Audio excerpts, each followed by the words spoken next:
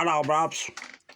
We're going to continue with reading this book, The Six Black Presidents. I made it to the foreword and the acknowledgments, and now we shall read a preliminary treatise.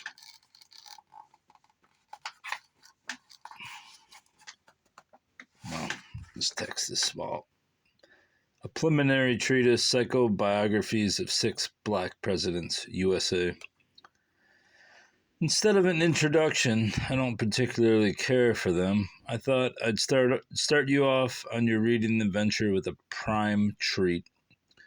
Although I'm treating you to foregoing the reading of an introductory chapter, familiarizing you somewhat to what the book entails is essential. You will be treated and enlightened to some of the instructive thoughts of the African and respected elder MZ, Dr. John Henrik Clark. One of the main treats, I hope, in this section is the definition of terms as we black people should define ourselves and others. The impossible to be authorized psychobiographies of the six presidents of the United States said to be of African ancestry is written in such a way that it places a new sense of direction and understanding in the his story of passing for white in America. Hopefully this book is also an example of utilizing new ideas, new points of view, and unveiling the masks of significant and important history, his story, and our story. Old sociology and new social psychology have been closely intertwined in order to understand the significance and importance of the psychology behind the sociology of color in America. The Lincoln chapter was the last to be completed, but the first to be recognized, noted, and recorded. Lincoln's insanity, Lincoln was insane, is referenced throughout this chapter because his mental problems were developed in childhood and grew into adulthood. Lincoln has been an idol, savior, and genius to many. Many older people have attested to the fine line between genius and insanity. I immediately saw that this chapter would be very emotionally charged, time-consuming, technical, and psychological, not to mention anguishingly demanding. It necessitated my professional skills in the specializations of psychology, Psychu, and sociology, but this chapter could not have been written to my satisfaction without the writing and study of some medical inquiry, and of course old politics. I learned too late that Abraham Lincoln did not like the nickname Abe. Therefore, his name is used throughout this work. I believe that any soul should be called by the name that they prefer, especially if the person on the receiving end simply does not like the name for which they're being labeled or called. Going into the print and changing the name throughout the book would have been too time-consuming and costly.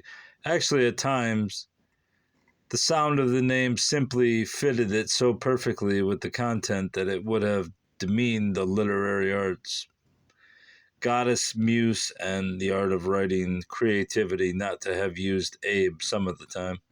From this point on, though, I would hope that we as writers, our historians, will respect Lincoln's choice and refer to him by the name of or names of his choice, Abraham or Lincoln, or both combined. The book is written mostly in chronological order, although I do tend to deviate from this order for more clarity on a particular subject or statement, if need be. I found through my readings that knowing the dates of births and deaths of other historical figures gives me a better sense of our story, history. Therefore, information about other famous people is mentioned throughout the book. In this book biography, small but interesting details given to make up a more engaging whole. There are also interesting tidbits given throughout the book about the different historical happenings during various periods. Many African stories and histories about African culture from all over the world, ancient and modern, went into the research and study for the writing of this book. There are many references quoted throughout this work. This in-depth process was necessary for the benefit of the reader who might be interested in the first-hand references. Most of the information pertaining to the possible African ancestry of these presidents comes from this documented literature and reports written and stated by white people.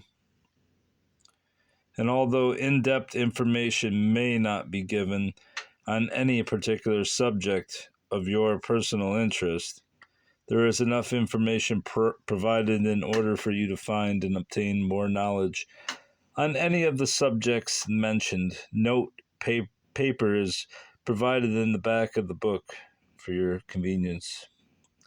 If I have misunderstood and quoted anyone's words or writing out of the context in which it was intended, I apologize. But if I have reinterpreted it in my own opinion as to what I think was meant or what the quote could mean, then it stands as is. If I have misquoted anyone, period, please inform me. I am not a politician, and I am proud not to be a historian. And I'm proud not be a historian. It must be I'm proud to be a historian. Therefore, it is safe for you to believe that I'm sincere in my endeavor to make the reader know the truth and to also understand the points being made herein and from all sources. Although I am not a politician, I am political minded enough to understand survival tactics for my people. Although it may be exhausting to perceive sometimes, this book is not anti-anyone. It is, however, pro-truth. After extensive research, it was difficult to have anything totally positive to say about any of these presidents. They all have negative feelings about African people, although some of their actions demonstrated that they were actually mental victims. Victims of the prejudice and insensitivity of this society. In essence, the two parallels of being black and white, deemed very mental and therefore dangerous people in these cases. Multiracials or mulattoes need an approach to sociology and psychology that they can relate to, an approach to take into consideration the entities they share with non-mulatto people, in addition to the things that make them different from non-mulatto people psychologically and even socially. A more understanding knowledge of differences in everybody's culture and biological life is needed. The point here, though, is not to overemphasize differences between mulattoes and non-mulattoes psychologically and socially, but to place experiences in their proper perspective. A mulatto person should not have to choose one part of themselves over the other. This makes for an unhealthy personality, but in a racist society, a choice is almost imperative. Our problem of disunity as a black people is of the most prevailing magnitude over any other race in the world. Therefore, it must be stressed that I am not trying to claim any people or persons as an African if they do not wish to be an African, or to claim their Africanness. What I'm documenting here is that many sources, research, and study point to the likelihood that these presidents had black blood running through their veins. They, perhaps by no choice of their own, claimed white and continued to do so throughout their adult life. Outwardly, their inward feelings is the story being told here. These presidents lived very Dr. Jekyll, Mr. Hyde lives. This phenomenon of alternate selves in earlier times seems to have been too complex to be addressed into the methods of psychological science.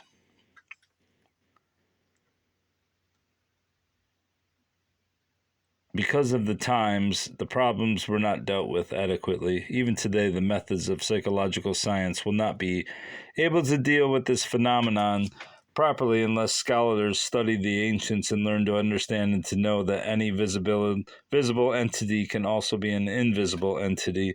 For example, just because the presidents mentioned in this book may not have been told by their parents verbally that they possessed a certain amount of African blood, this certainly does not mean that they did not know it, or better yet, did not feel it. This feeling, this entity, is an invisible known, visible only to the mind, the knowingness in all of us. This school of thought will have to be dealt with very carefully.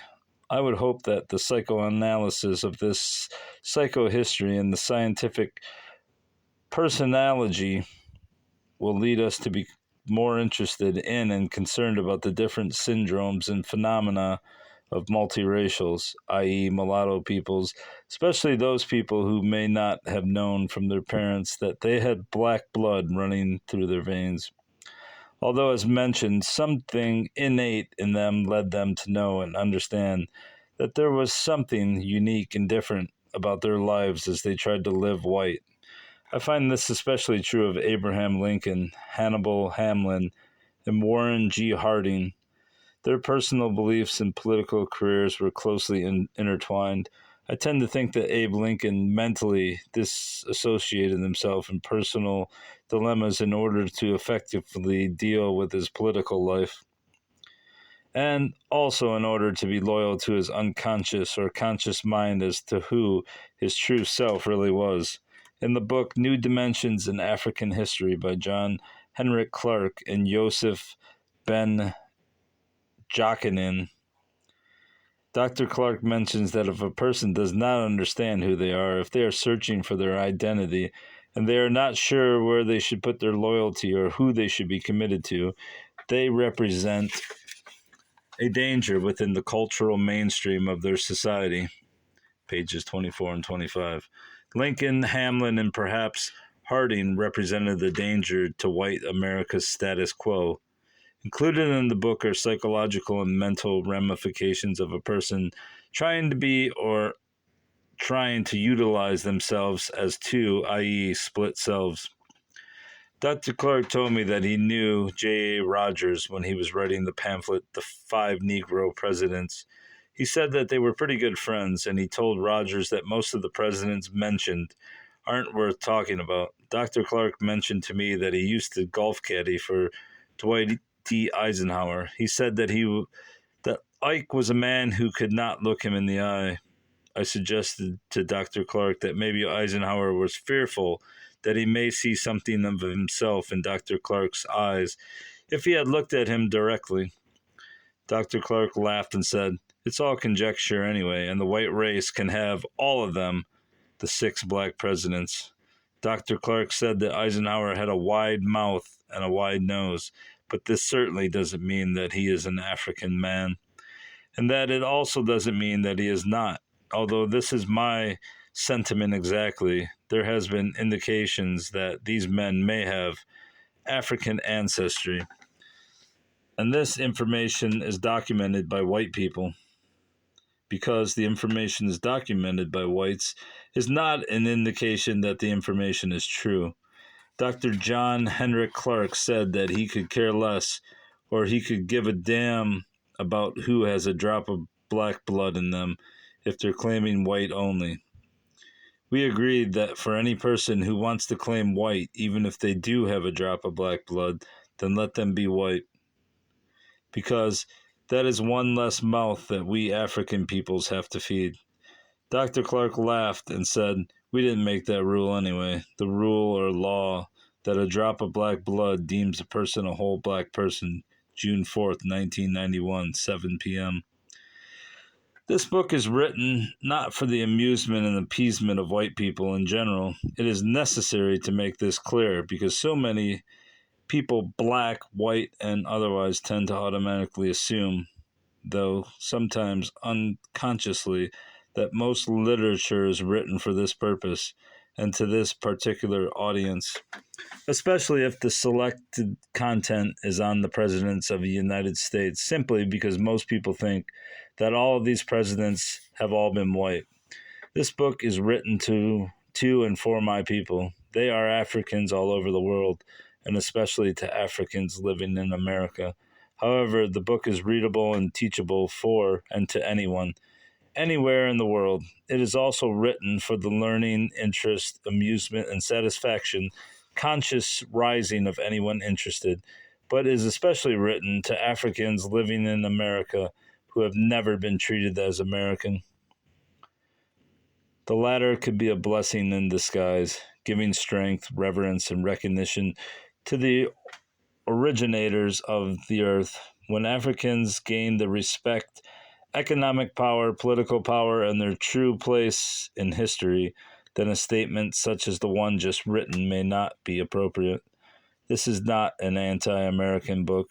This is a pro-American book in hopes for future improvements and truth. I obviously am not black, or maybe you couldn't tell, but the book's still interesting to me. I have no clue what awaits us in these future pages, but I'm very interested to read it. I mean, I already laughed out loud about Lincoln being insane, which I've never heard before. He seemed a rather sober person, although he was a bit unhinged when his child died, as was his wife, Mary. Another book I'd like to read, but I'll probably get sued if I read that one. This one seems old enough where... and out of print long enough that no one will complain, but if they do, then they will. All right, goodbye, love. Oh, I called you love. It's wearing off on me. Goodbye.